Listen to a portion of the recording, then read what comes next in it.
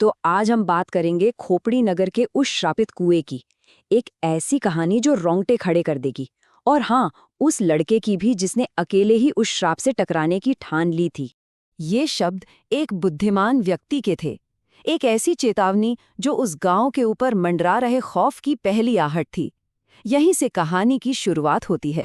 तो हुआ ये कि एक छोटे से गांव में अचानक दहशत फैल गई। वजह, गांव के मुखिया की पत्नी पर एक भयानक हमला। सोचिए, किसी अनदेखी ताकत ने उसे बालकनी से खींच लिया और उसका बेशकीमती पुश्तैनी हार भी गायब था। जब गांव वाले कुछ समझ नहीं पा रहे थे, तब सामने आए वहां के तांत्रिक बाबा। और उन्होंने जो सच बताया वो दिल दहला देने वाला था। उन्होंने कहा, किसी ने उस कुएं की शैतानी ताकत से एक सौदा किया है और अपनी एक इच्छा के बदले में मुखिया की पत्नी की बलि दे दी है। और यहीं पर कहानी एक नया मोड़ लेती है। अब हमारा ध्यान जाता है रोहन नाम के एक लड़के पर। उसे रातों को एक अजीब सी औरत की आवाज सुनाई देने लगी थी। एक ऐसी आवाज जो उसे उस घने काले जंगल की तरफ खींच रही थी। अब रोहन हिम्मत करके उस आवाज का पीछा करता है और एक रहस्यमयी औरत से मिलता है। लेकिन उसका शक यकीन में तब बदल जाता है जब वो औरत रोहन के पास रखी हल्दी की गांठों को देखती है। उसे देखकर वो इतना डर जाती है कि रोहन समझ जाता है कि कुछ तो गड़बड़ है। अब जाहिर है रोहन बुरी तरह डर गया था।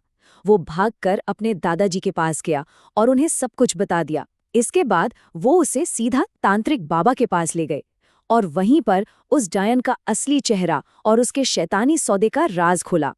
पता चला कि वो डायन मंजरी थी, वो ही औरत जिसे काले जादू की वजह से गांव से निकाल दिया गया था। और उसने कुएं के शैतान से एक सौदा किया था, एक ऐसा सौदा जिससे वो दोनों हल्दी के श्राप से आजाद हो जाते और फिर उन्हें कोई नहीं रोक सकता था। लेकिन इस पूरी शैतानी योजना को पूरा करने के लिए उन्हें एक चीज की जरूरत थी, एक खास बच्चा। एक ऐसा बच्चा जिसके हाथ पर एक काला जन्म चिन्ह हो। और वो बच्चा कोई और नहीं बल्कि रोहन था। तांत्रिक बाबा ने फिर मंजरी के पूरे प्लान का खुलासा किया।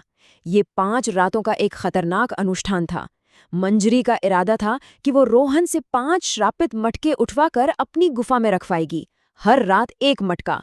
और अगर वो इसमें कामयाब हो जाती तो उसकी और उस शैतान की ताकत इतनी बढ़ जाती कि उन्हें कोई हरा नहीं सकता था। अब यहाँ कोई भी होता तो डर कर छिप जाता, है ना? लेकिन रोहन ने ऐसा नहीं किया। तांत्रिक बाबा की मदद से उसने एक बहुत ही हिम्मत वाला और चालाकी भरा फैसला लिया। वो मंजरी के खेल में शामिल होने का नाटक करेगा ताकि वो उसी के जाल में उसे फंसा सके। और यहीं पर बाबा ने एक बहुत बड़ी कमजोरी के बारे में बताया।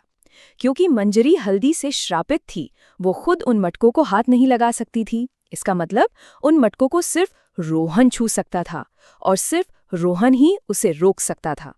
तो अब रोहन ने अपनी चाल चलनी शुरू की। वो दिन में चुपके से उस गुफा के पास गया और बरगद के पेड़ के नीचे एक हल्दी की गांठ छिपा दी। ये उसका सीक्रेट वेपन था जो आखिरी लड़ाई में काम आने वाला था। और फिर वो रात आ ही गई, 5वीं और आखिरी रात। जैसे ही मंजरी ने अपने खतरनाक मंत्र पढ़ने शुरू किए, रोहन भी अपनी सबसे बड़ी चाल चलने के लिए पूरी तरह तैयार था। उसने बस सही मौके का इंतजार किया और फिर एक ही झटके में उसने पहला मटका उठाया और गुफा के बाहर फेंक दिया। फिर दूसरा, फिर तीसरा। उसने एक एक करके सारे मटके तोड़ दिए। अनुष्ठान वहीं भंग हो गया। अब तो मंजरी गुस्से से पागल हो गई। उसने रोहन पर हमला कर दिया और पहली बार उसका असली भयानक चेहरा सबके सामने आया। दोनों के बीच जबरदस्त हाथापाई हुई और इसी बीच रोहन के हाथ वो चीज लग गई जो इस पूरी कहानी को बदलने वाली थी, मंजरी की कान की बाली। रोहन किसी तरह वहां से बच निकला। उसने अपनी छिपाई हुई हल्दी का इस्तेमाल किया, जिससे मंजरी को पीछे हटना पड़ा। और इस बार जब वो गांव लौटा तो उसके चेहरे पर डर नहीं बल्कि अपनी जीत की योजना का आखिरी हिस्सा था। अगली रात पूरे गांव ने अपनी आंखों से एक हैरान करने वाला नजारा देखा।